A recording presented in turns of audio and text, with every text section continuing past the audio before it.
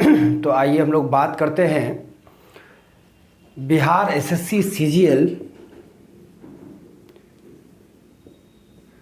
2015 23 फरवरी 2015 exam लिया गया था, जिसमें कि टोटल 150 क्वेश्चंस आए थे।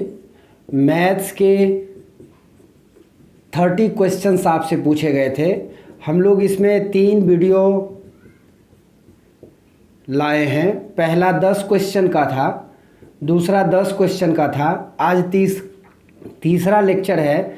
ये दोनों जो लोग नहीं देखे होंगे वो जाकर के देख लेंगे कि क्वेश्चन पूछने का पैटर्न क्या था, एग्ज़ाम में क्वेश्चंस बनाने के तरीके क्या होने चाहिए। तो हम लोग मैथ्स के जो 30 सवाल थे उसके 2 लेक्चर देख चुके हैं। आज तीसरे लेक्चर के ऊपर हम लोग बात करने वाले हैं कि वो 10 सवाल क्या थे।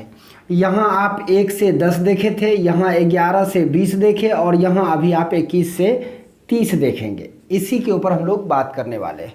गौर से मेरी बातों को सुनेंगे तो समझ पाएंगे कि एक्चुअल में क्वेश्चंस क्या थे और क्वेश्चंस का लेवल क्या था। लेकिन अभी जो नया पैटर्न है उसे देखने के बाद आपको थोड़ा सा और मेहनत करने का ज़रूरत है।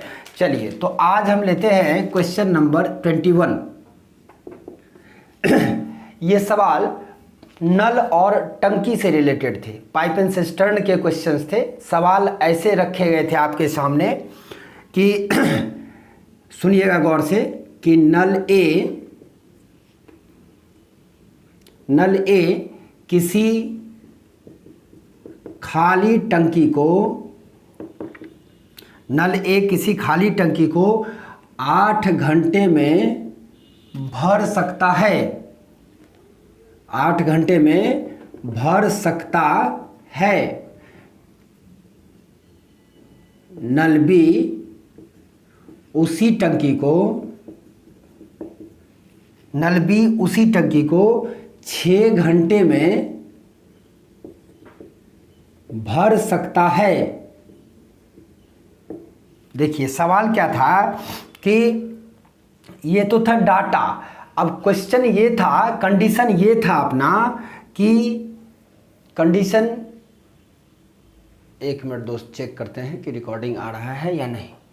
हाँ, तो कंडीशन ये था कि ए और बी को एक साथ खोला गया। देखिए कहता है कि ए तथा बी को एक साथ खोला गया यदि 2 घंटे के बाद नल ए को बंद कर दिया जाए तो टंकी का शेष भाग भरने में बी को कितना समय लगेगा। देखिए हम लोग दो अप्रोच के ऊपर बात करने वाले हैं। अपना लोग 2 तरीका समझेंगे कि दोनों तरीका में क्या है कि जिनको मान लीजिए कि ये पता है कि बनाने के जो रियल अप्रोच क्या है, क्वेश्चंस को आप देख लिए हैं। देखिए आप कुछ लोग इसमें से ऐसे हैं जो एलसीएम अप्रोच से बनाते हैं कि नल ए 8 घंटा में भर सकता है, नल बी 6 घंटा में भर सकता है। तो कैपेसिटी ऑफ टैंक को 24 लीटर मान लेते हैं। एलसीएम ऑफ दिस नंबर, समझ रहे हैं ना, इस ग्रुप का एलसीएम। तो 24 लीटर अगर कैपेसिटी, मेरे लेक्चर को गौर से सुनिएगा तो आज तक का जो यहाँ पे कुछ सेंटेंस आप जो समझ नहीं पाए होंगे अभी समझ पाएंगे आप कि इसके कहने का ये मतलब हुआ कि अगर यह 8 घंटे में 24 लीटर भर सकता है तो 3 लीटर पर आवर यह भरता है, मतलब पॉजिटिव दे दिए क्योंकि भरता है, अपना एक कोड रख लिए, और ये 4 लीटर पर आवर भरता है। कंडीशन कहता है कि ए और बी को एक साथ खोला गया, 2 घंटे के बाद ए को बंद किया गया। इसका मतलब कि 3 + 4 इतना लीटर पर आवर के हिसाब से 2 घंटा अगर इसमें पानी गया तो 7 × 2 = 14 लीटर पानी इसमें जा चुका है। अब अगर 14 लीटर गया तो टंकी का शेष भाग बचा कितना, तो 14 माइनस कर देंगे तो कहेंगे 10 लीटर अभी और खाली है ऊपर से, मतलब 14 लीटर भर गया है, 10 लीटर अभी यहाँ पे और खाली है, जिससे कि भरने का काम कौन करेगा। तो चूंकि नल ए को बंद किया, 2 ही नल है, इट मीन्स कि जो 4 लीटर पर आवर से पानी को भर रहा है उस वही, इसलिए बी को 14 मतलब कि 10 लीटर भरने में 4 लीटर पर आवर के हिसाब से ये लीटर कट जाएगा, ये आवर आ जाएगा, 2.5 आवर का टाइम लेगा। 3.5 घंटे थे, 2.5 घंटे थे, 4.5 घंटे थे, 9 ऑफ थे, इस तरह से 4 ऑप्शंस आपके दिए गए थे जिसमें अपना आंसर क्या होगा, 2.5 घंटे होगा। तो एक तो ये तरीका हो गया, लेकिन मेरा ये कहना है कि क्वेश्चंस में कंडीशन के मुताबिक क्वेश्चंस को टफ भी किया जा सकता है। नेगेटिव नल अगर नेगेटिव वर्क करना शुरू कर दे खाली करने वाला, या इसमें कंफ्यूजन रहता है अगर आपको, तो उसके पीछे एक ही वजह है कि आपके पास ना कंसेप्ट नहीं है। आप सोचिए कि शेष समय कितना लगेगा बी को, तो हम एज्यूम ही कर लेते हैं कि माना बी को टंकी का शेष भाग, यहां दिख रहा होगा आपको, शेष भाग भरने में x घंटे लगा। क्या माने हम लोग कि माना b को टंकी का शेष भाग भरने में x घंटे लगा। कह सकते हैं कि a प्लस बी का 2 घंटे का काम, जिसको क्या आप कह सकते हैं भरा गया भाग, और ए को बंद किया तो बी को शेष x घंटा लगा। इसका मतलब बी का x घंटे का काम मतलब भरा गया भाग बराबर क्या, एक पूरी टंकी, मतलब एक काम, एक पूरा वर्क को डन करने में ए और बी 2 घंटा लगाया और बी को x घंटा लगा तो वर्क डन हो गया। तो ए और बी का 2 घंटे का काम, तो 1 घंटा में ए, चूंकि ए पूरे टैंक को 8 घंटा में भरता है, बी 6 घंटा में, तो 1 घंटा में 1/8 भाग ए भरेगा और बी 1/6 भाग भरेगा, 2 घंटा में इतना वर्क डन करेगा। प्लस बी, चूंकि ए को क्लोज कर देंगे तो बी अपना आएगा 1/6 वाला, ये अगर x घंटा काम करेगा तो 1/6 इंटू एक्स इतना वर्क डन करेगा, ये एक काम को बताएगा। इसका एलसीएम लेके जब आप जोड़ेंगे तो इसका एलसीएम 24, 3 और 4 7/24 गुना 2 मतलब 7/12 प्लस x/6 बराबर 1। देखिए यहाँ कैलकुलेशन आपका इतना अच्छा रहना चाहिए कि आपको एक ही स्टेप में कम से कम यहाँ तक आना चाहिए। तो 6/2 यानी x का मान 5/2 घंटा। x क्या माने थे, तो x माने थे कि b को कितना समय लगा, यही पूछा गया था, ये अपना आंसर हो गया। इस तरह से पाइप एंड सिस्टर्न और टाइम एंड वर्क के मैक्सिमम क्वेश्चंस को आप बना सकते हैं। अगर आपको इस कंसेप्ट पे पकड़ बन गया है तो आप यकीन मानिए आपका मैथ्स न बेहतर हो जाएगा, इसकी गारंटी है। चलिए ठीक है, तो हम लोग चलते हैं नेक्स्ट क्वेश्चन में कि अगला सवाल क्या रखा गया था, जो कि होगा क्वेश्चन नंबर 22। क्वेश्चन नंबर 22 जो थे अपने वो है ना, ये डिस्काउंट से रिलेटेड क्वेश्चंस थे। आप कह सकते हैं कि प्रॉफिट एंड लॉस का क्वेश्चन है। नहीं, इसमें सवाल क्या थे कि एक व्यापारी एक कलम को 20% हानि पर बेचा। देखिए क्वेश्चन नंबर 22, एक व्यापारी एक कलम को कितना 20% हानि पर बेचा। ठीक है, कहता है कि यदि वह उस कलम को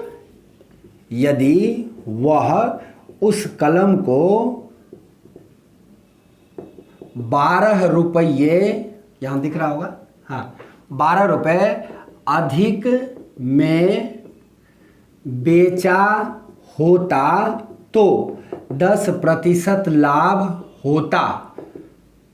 ठीक है, उस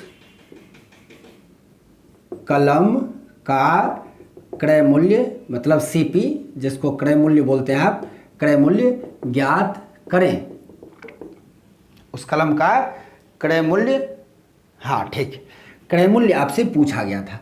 बहुत लोग बना लिए होंगे, यहाँ आप 100% मानते हैं कि माना कि क्रय मूल्य क्या है 100% है। बस मेरा एक बात सिर्फ मान लीजिएगा, परसेंट ना मान के 100x आप मानिएगा। क्या फ़ायदा होगा जब कंसेप्ट का क्लास चलेगा तो आपको बताया जाएगा इस एक्स से क्या बेनिफिट है।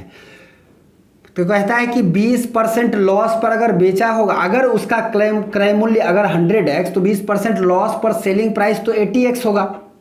अब कहता है कि ये जो 80x में बेचा, अगर वह 12 रुपया अधिक में बेचता तो उसको 10% का लाभ होता, तो 10% लाभ का मतलब उसको मिलता कितना x, तो उसको मिलता 110x। देखिए अगर 80x से 12 रुपया अधिक में बेचता तो यह वैल्यू 110x के बराबर होता। इट मीन्स कि 30x का जो मान है वह 12 रुपया है। तो जो x का मान है 12/30 होगा, और अपने को क्रय मूल्य पूछा गया तो 100x का मान 12/30 गुना 100, यहाँ 1 0 यहाँ 4 मतलब बताइए क्या 40 रुपया उस क्रम का क्रय मूल्य था। दिख रहा होगा आई थिंक। हाँ, तो है क्या कि इसमें और भी क्वेश्चंस चेंज करके आपके पूछे जा सकते हैं। काफ़ी सिंपल क्वेश्चंस था, प्रूव करके देख लेंगे सवाल किस तरह से बनाने हैं आपको। परसेंटेज को हटा के एक्स मानने क्यों बोले, इसका जवाब है कि जब आप परसेंटेज के क्वेश्चंस वगैरह या प्रॉफिट एंड लॉस के क्वेश्चंस वगैरह को बनाते हैं तो कहीं कहीं 100x मानते हैं, 100% मानते हैं, तो वहाँ कन्फ्यूजन हो जाती है। तो हमारा है क्या कि जैसे कंसेप्ट हम आपको अगर समझाएंगे तो आपको पता चल जाएगा कि x क्यों लेना है अपने को। बस आपको 100% की जगह 100x लेके अभी तत्काल चलना है। जो नेक्स्ट क्वेश्चन था वो भी अपना जो था वो डिस्काउंट के क्वेश्चंस थे। कहता है डिस्काउंट का सवाल था आज का क्वेश्चन नंबर 23 कि एक व्यापारी अपने सामान का बिक्री मूल्य, एक व्यापारी अपने सामान का बिक्री मूल्य 10% बढ़ाकर लिखता है। ठीक है, 10% बढ़ाकर लिखता है, और उस बिक्री मूल्य पर, और उस बिक्री मूल्य पर 10% की छूट देता है। तो वास्तविक लाभ या हानि प्रतिशत क्या है। देखिए लाभ और हानि की गणना वस्तु के क्रय मूल्य से की जाती है, इसलिए हम लोग वस्तु का जो क्रय मूल्य है उसको 100x ले लेते हैं। कहता है कि 10% बढ़ाकर लिखा, यानी जो उस पर प्रिंट किया वैल्यू 10% अधिक था, यानी 110x था। मतलब वो दुकानदार मान लीजिए कि खरीदा होलसेलर के पास से 100x में, और वह बढ़ा के लिख दिया 110x। अब वह क्या किया, जो बढ़ा हुआ मूल्य था इस पर वह 10% जो प्रिंट था उस 10% डिस्काउंट दे दिया, तो सेल किया। 110x का 10% अगर छोड़ा, इसका मतलब 11x छोड़ा। दिख रहा होगा आपको, हाँ 11x, तो इसका मतलब इससे 11x जाएगा, तो इसका मतलब 99x में बेचा। अब आप देखिए जिस सामान में 100 रुपया लगाया था उससे वह निकाला 99x, तो लॉस में चला गया। कितना, 1x कितना में, 100 में, तो 100 में जो जितना होता है उतना परसेंट होता है। तो कह सकते हैं कि 1% की क्या हुई, हानि हुई। पूरे सौदे में दुकानदार को 1% का नुकसान हुआ। ये तो तेज बन रहा था, मूल्य बढ़ाकर लिखा, लेकिन है क्या कि मूल्य जैसे ही बेचने की बारी आए तो 10% वह डिस्काउंट जो दे दिया, चूंकि वह सोचा था कि 10% बढ़ा के लिखे हैं, 10% छूट दे देते हैं, छूट दे दिया तो यह लॉस में चला गया। यही चीज़ पूछा गया था कि बताइए दुकानदार को क्या मिला। ये थे आपके क्वेश्चन नंबर 23। तो सवाल को आराम से आपको बनाना होगा, ना कुछ समझ में आए तो कम से कम एग्ज़ाम से पहले आपको RS अग्रवाल की बुक को कम से कम कंप्लीट कर लेनी चाहिए। चलिए 24 नंबर क्वेश्चन आज का क्या कहता है कि देखिए आज का 24 नंबर क्वेश्चन क्या कहता है कि एक पिता की उम्र मां से 7 वर्ष अधिक है। क्वेश्चन को समझिएगा, 7 वर्ष अधिक है, पिता की उम्र मां से 7 वर्ष अधिक है, तथा मां पुत्री की आयु का 3 आयु मां तथा तो हाँ है, तथा मां पुत्री की आयु की 3 गुनी है। यदि इस समय पुत्री की उम्र 10 वर्ष हो,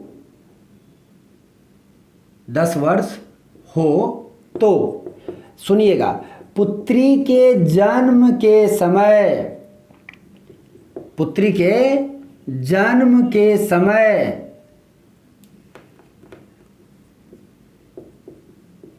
पिता की उम्र क्या थी।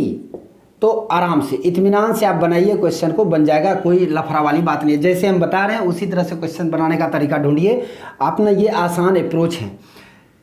एक पिता है, एक माँ है और एक डॉटर है। कहता है कि डॉटर से 3 गुना है माँ, यानी डॉटर अगर x है तो माँ का एज 3x है, और फादर जो है माँ से इससे 3 गुना है यह, और इससे 7 वर्ष ज़्यादा है यह, ये 3x + 7 होगा।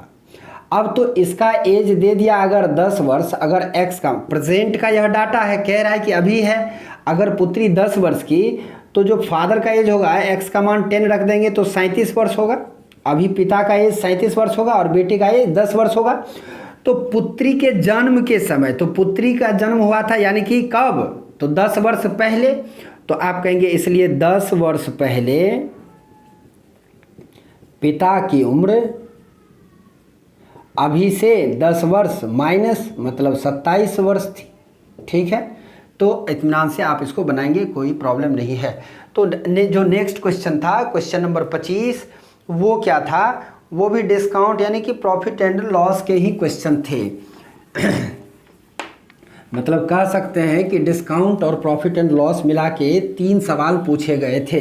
देखिए, अगर आप 18 टॉपिक को पढ़ लेते हैं, 18 टॉपिक को अगर आप पढ़ लेते हैं, जैसे पहला तो हम बोलेंगे आपको नंबर सिस्टम पढ़ लीजिए, दूसरा एवरेज पढ़ लीजिए, एज पढ़ लीजिए, मिक्सचर पढ़ लीजिए आप, है ना, पार्टनरशिप पढ़ लीजिए, percentage, profit and loss, discount, SI, CI, है ना, time and work, pipe and cistern, time and distance, problem based on train, boat industry, ये सब टॉपिक अगर आप पढ़ लेते हैं तो मैक्सिमम क्वेश्चंस आपके यहाँ से बन जाते हैं। हाँ, अगर आप थोड़ा ज़्यादा मेहनत करना चाहते हैं, हल्का सा मेंसुरेशन, ज्योमेट्री और कोऑर्डिनेट, ये अलजेब्रा को थोड़ा सा आप देख लीजिए। कहता है कि एक व्यापारी अंकित मूल्य पर 10% की छूट देता है। जो सवाल था 25 नंबर क्वेश्चन पे बात कर रहे हैं। एक व्यापारी अंकित मूल्य पर 25% छूट देता है यदि 17% लाभ कमाना चाहे तो अंकित मूल्य को कितना प्रतिशत बढ़ा कर लिखना होगा। देखिए क्या कहता है, हाँ, कहता है कि जो कॉस्ट प्राइस है, जो अंकित मूल्य है, और जो क्या सेलिंग प्राइस है, 3 ही वैल्यू है। मतलब खरीदा, उस पर कुछ लिखा और डिस्काउंट दे करके उसको बेचा।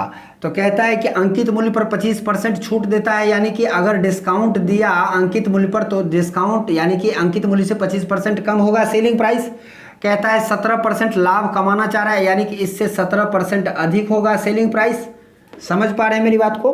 अब कहता है बताइए अंकित मूल्य को कितना % बढ़ाना होगा, यानी कि इससे यह वैल्यू कितना % बढ़ा है, मतलब कॉस्ट से जो अंकित मूल्य कितना बढ़ा है, ऐसा है क्वेश्चन। तो अगर यह 100x मान लें आप, तो इस 17% ज़्यादा यानी 117x होगा। थोड़ा देर के लिए इससे 25% कम है, तो इसका मतलब 100 है तो 75 है, मतलब कि 4 और 3 के रिलेशन है। मतलब अगर यह 4, चूँकि 25% का मतलब 1/4 होता है। क्वेश्चन बनाने के बहुत सारे अप्रोच हैं। जो क्वेश्चन का रियल अप्रोच होगा वह क्वेश्चंस के सॉल्यूशन पे आपको कम समय में लेके पहुंचाएगा। तो 25% में हम 1/4 देख रहे हैं, 1/4 कम है। अगर ये 4, अगर यदि यह 4 है तो यह 1 यूनिट कम यानी 3 है। अगर 3 यूनिट का मान 117 है तो 1 यूनिट का मान 117/x है ना, 117x/3 है, इसलिए 4 यूनिट का मान गुना 4 कर देंगे तो ये वैल्यू आपका आ जाएगा। तो 3 से काटिए, 3 × 9, 2 3 9 27x, मतलब कहने का 39 × 4 जो होगा यहाँ पर आएगा। तो 39 × 4 यानी कि 120 और 36, मैंने 39 चौका 40 चौका 160, 4 कम 156x, यानी कितना बढ़ाकर प्रिंट करना होगा। अगर इस कंडीशन को फॉलो करना होगा तो ये वैल्यू इससे कितना जब बढ़ा होगा तो 56% बढ़ा करके प्रिंट करना होगा। और भी तरीके हैं, कोई लोग दूसरा तरीका से भी बनाए होंगे, सेलिंग प्राइस को वीडियो में कर देंगे। और ABC जो आप रेशियो निकालने का मेथड यूज़ करते हैं, आप उससे भी इसको सॉल्व कर सकते हैं। तो चलिए आज का जो 26 नंबर क्वेश्चन है वो क्या है। वीडियो बहुत भारी हो जाता है, बहुत लंबा बनने लगता है ना, तो अपना दिमाग ख़राब होने लगता है, क्योंकि कंप्रेस्ड वगैरह करने में काफ़ी टाइम लगता है।